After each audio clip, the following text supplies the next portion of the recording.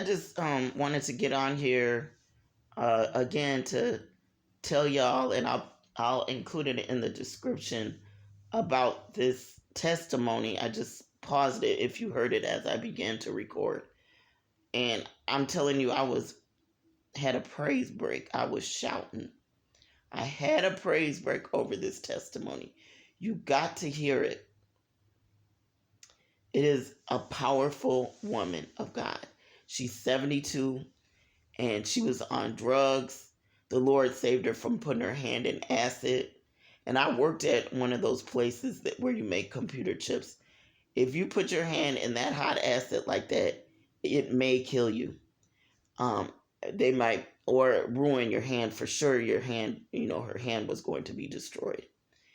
And she would jump out of moving cars. She would plot to kill somebody who had a man that she wanted. But the Lord kept her. Hallelujah. And I'm a witness that the Lord will keep you. I grew up in group homes and foster homes when I was separated from my father for whooping me. And they were doing so many demonic things.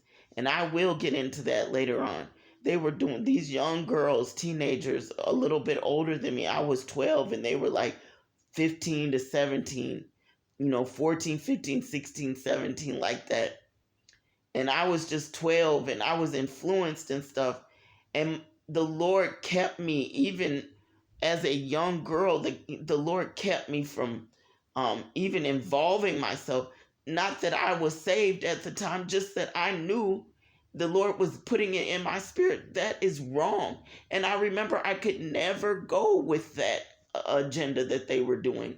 They would have seances and watch all these dark movies, and it was like the Lord himself was raising me. I could never go into it. I could never go that far. I could never get into what they were doing.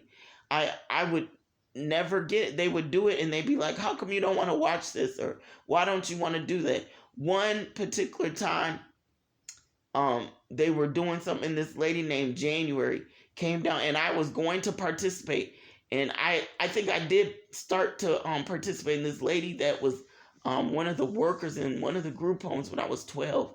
She came downstairs and she said, what are you kids doing? And we said, faint me in seances. And I'm going to get into it later on. And the lady, her name was January. I saw her at my job and I didn't remember her until later. It came back to me. But she said, you don't even know the doors, the spiritual doors that you're opening. You kids need to not play around with things that you don't know about. Something to the effect of that is what this lady said. And so as I was growing up, a little bit later after that, like a few months, I was still in evil environments. But I'm telling you what the Lord loves. I'm telling you that God answers prayers. Don't stop praying for your children. Don't stop praying for your children. Don't stop believing that God's answering, because no matter how far they go from you, God will keep them. God's eyes will be on them. My dad is a minister, and I know for a fact that he was on his knees.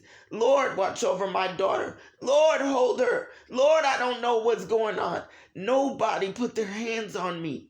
Nobody. I had to snatch so far from grace. And I was much older. I was 16. I had to snatch and really struggle to get away from grace. But when I was very young, 12, 13, 14, the Lord was holding me. 15, holding. You're not gonna do it. So you pray. Continue to pray over your children. Continue to pray. I don't care if they're grown. Continue. God is going to answer. God is going to keep your children when they don't want to be kept. I'm a witness. Hallelujah. He will hold you. He will keep you when you don't even want to be kept. The prayers of a righteous man, hallelujah, availeth much. Okay, you too. God bless you.